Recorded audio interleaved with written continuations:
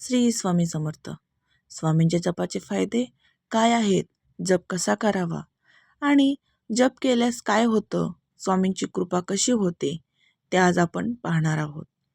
भिवू नकोस, मी तुझ्या पाठीशी आहे, असे सांगणारे स्वामी समर्थ महाराज खरोखरीच भक्तांच्या हाकेला आजही धावून येतात. स्वामींचे असंख्य भक्त मनोभावे त्यांची सेवा करायला लागतात.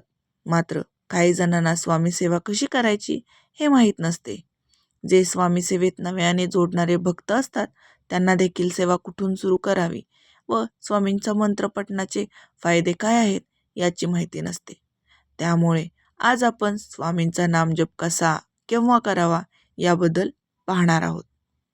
अशक्य ही शक्य करतील स्वामी, या एका वाक्याने मनाला कितीतरी धीर येतो. भक्तांचे मनोबल वाढवण्यासाठी स्वामींचे हे एक वाक्य पुरेसे असते.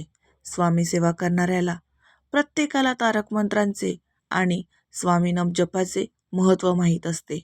स्वामी सेवा ही अत्यंत साधी सोपी आहे. स्वामींनी कधी अवडंबर केला नाही आणि स्वामींना भक्तांनी केलेला दिखावपणाही कधी आवडला नाही. त्यामुळे कोणत्याही प्रकारची स्वामी सेवा करताना ती शुद्ध मनाने व पवित्र भावाने करावी. स्वामी नक्की कृपा करतात. काही नवीन स्वामी भक्तांना नामजप कसा करावा व त्याचे महत्त्व काय आहे याची माहिती नसते.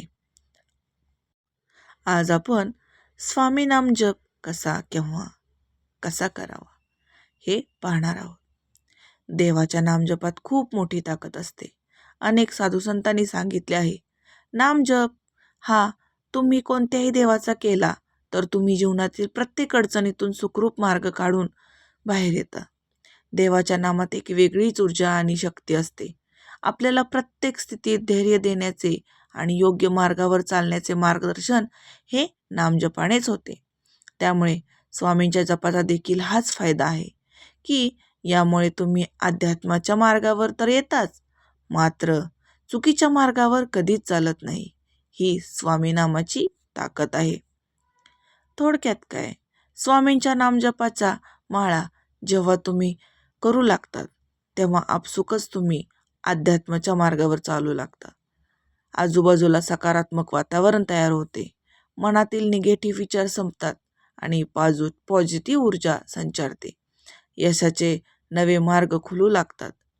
तुमचे प्रारब्ध कर्म यामुळे नाहीसे होतात. पापांचा नाश होऊ लागतो. त्यामुळे आयुष्यातील अडचणी देखील हळूहळू कमी होतात. सर्वात महत्त्वाचं म्हणजे स्वामी कृपा मिळते. तर स्वामी जप कसा करावा?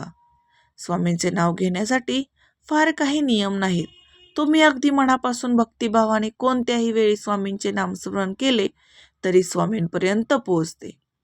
मात्र नियमित स्वामी सेवा करण्यासाठी सकाळी जमल्यास पहाटे लवकर उठून स्नान झाल्यानंतर आपल्या देवघरात स्वामींना नमस्कार करून फोटोची किंवा मूर्तीची पूजा करावी.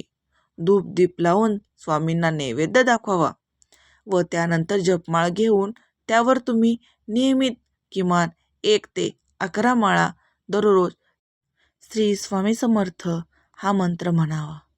स्वामी नामजप केव्हा करावा? स्वामींचा नामजप तुम्ही कोणत्याही वेळी करू शकता. मात्र नियमित स्वामी सेवा करण्यासाठी देवघरात जप करण्यासाठी सर्वात उत्तम वेळ म्हणजे पहाटे ब्रह्ममुहूर्तावर जप करू शकता. पहाटे जमत नसल्यास सकाळी किमान लवकर उठून जप करावा. जप हा दुपारी 12 ते 5 वाजेपर्यंत करू नये असे सांगितले जाते. सायंकाळी दिवे लागण्याच्या वेळी जप करू शकता. हे नियम नित्य स्वामी सेवेसाठी आहेत. मनामध्ये नामस्मरण करण्यासाठी कोणतीही वेळ नाही. 24 तास तुम्ही मनात स्वामींचे नाव घेऊ शकता. असे स्वामी सेवा केल्याने आपल्याला फळ नक्कीच भेटेल. स्वामी कृपा जशी सगळ्यांना होते तशी तुम्हालाही होतील. जर तुम्हाला माझे व्हिडिओ आवडत असतील तर माझ्या चॅनेलला लाईक, शेअर आणि सबस्क्राईब करायला विसरू नका. धन्यवाद. श्री स्वामी समर्थ. अवधूत चिंतन. श्री गुरुदेव दत्त. श्री स्वामी समर्थ.